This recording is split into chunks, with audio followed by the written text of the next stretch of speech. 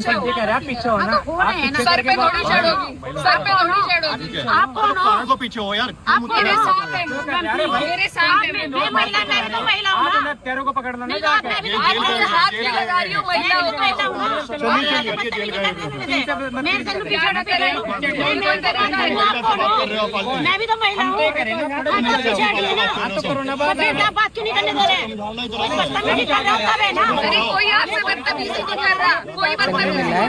और मांग भी हमारी सरल सी है कि जो पीड़ित पक्ष, जो माँ आई थी जिसके बच्चे को मार दिया गया बेरहमी से, वो अपनी गुहार लगाने जो आई थी, उन्हीं के लोगों को जेल में भेज दिया गया है। तो हमारी सिर्फ इतनी सी मांग है कि उन्हें रिहा किया जाए, और अभी तक प्रशासन ने उसका कोई समाधान नहीं किया है। तो हम यहाँ बैठे हैं, जब वो आएंगे तभी हम यहाँ से जाएंगे। मतलब आप जब तक जहाँ एक माँ अपने बेटे जिसकी हत्या बेरहमी से की गई हो, उसके लिए इंसाफ मांगने अधिकारियों के पास जा रही है और उनको बेइज्जत करके, उनको धक्के मार के वहाँ से निकाला जा रहा है, तो इससे बुरा कलयुग क्या आएगा?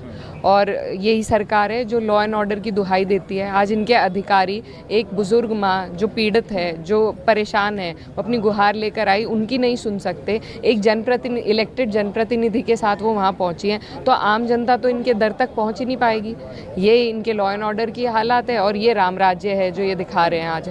तो ये सारी तस्वीर सबके सामने है, घंघोर अन्याय है, और इस अन्याय के खिलाफ राष्ट्रीय अध्यक्ष जी भी, हम सब पूरा समाजवादी परिवार साथ है, और हम ये लड़ाई लड़ेंगे पूरी। फिलहाल आपने अधिकारियों से बात की, उनका क्या कहना है? वो कह रहे हैं सुबह छोड़ देंगे, लेकिन हमारी मांग है कि इनके हाथ में है, ये लोग छोड़ चुके हैं, अब से पहले भी कई बार हमने देखा है, और उनका कोई अपराध, या तो उनका अपराध बता दीजिए। वो अपनी पीड़ा को लेकर अधिकारियों के पास आए थे, उसका उन्हें ये सिला मिला कि उन्हें जेल भेज दिया गया है, तो उनका कोई अपराध तो है नहीं, कोई अपराधी नहीं है वो, तो किस बुनियाद पे वो सारी रात जेल में रहेंगे? हमें ये मंजूर नहीं है। लेकिन वो कह रहे हैं, नियमों की बात कर रहे हैं कि हम रात को नहीं छोड़ सकते। कई बार छोड़ा है उन्होंने, कई बार छोड़ा है, उनके अधिकार के अंदर है ये बात, वो छोड़ सकते हैं, लेकिन क्योंकि तानाशाही है, तानाशाही का जवाब इसी तरीके से दिया जा सकता है। हमने गांधी जी के उस पर हम धरने पे बैठ गए हैं, इसी तरीके से तानाशाही का जवाब दिया जाएगा। तो क्या लगता है आपको, आप धरने बैठे हैं हम, जब तक वो नहीं छूटेंगे। वो मेरे साथ आए थे, मैं उन्हें अपने साथ लेकर जाऊंगी, मैं उनके बिना यहाँ से नहीं जाऊंगी। और क्या अपील करना चाहें, क्या करना है? यही मैं सब लोग देख रहे हैं, यही कहना चाहती हूँ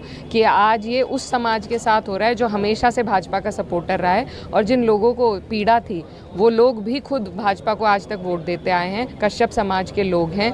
क्या वो गरीब हैं इसलिए उनके साथ ये नाइंसाफ़ी हो रही है? पीडीए के हैं इसलिए नाइंसाफ़ी हो रही है? क्या वजह है कि आज वो अपनी गुहार भी अधिकारियों तक नहीं ले जा सकते, कि उनके दरवाजे तक जाना भी, डीआईजी के गेट पर खड़ा होना भी उन्हें मंजूर नहीं है? एक पीड़ित माँ, वो रोते हुए वहाँ से बाहर निकली है, क्या उसके दिल पे बीत रही होगी, जिसके बच्चे को आज तक इंसाफ नहीं मिल पाया? तो हम और तो कुछ, हम सिर्फ उनसे आश्वासन लेने गए थे कि वो निष्पक्ष जांच का आश्वासन दे, वो तक नहीं दिया गया। तो क्या कसूर है इन लोगों का? इस तरीके से इनकी प्रताड़ना होगी, क्योंकि ये लग के एक पार्टी को, एक विचारधारा को वोट दे देते हैं। इनकी कोई सुध नहीं लेता, ना सरकार लेती है, ना अधिकारी लेते हैं। तो आज ये बात सबके सामने है, और राजनीति की बात नहीं है ये। अब से पहले भी यहाँ पर प्रशासन के साथ मेरी भी पहले भी एक वाक्य हुआ था, लेकिन हमने उस टाइम, क्योंकि मेरा पर्सनल मामला था, हमने कुछ नहीं किया। आज एक माँ की बात है, जिस माँ ने अपने बच्चे को खोया है, जिसके बेटे को बेरहमी से मारा गया है, वो किसी भी समाज से हो, वो मुस्लिम हो, हिंदू हो, जाट हो, गुज्जर हो, कश्यप हो, किसी भी समाज से हो, अन्याय अन्याय है, और अन्याय के खिलाफ हमारी ये लड़ाई है।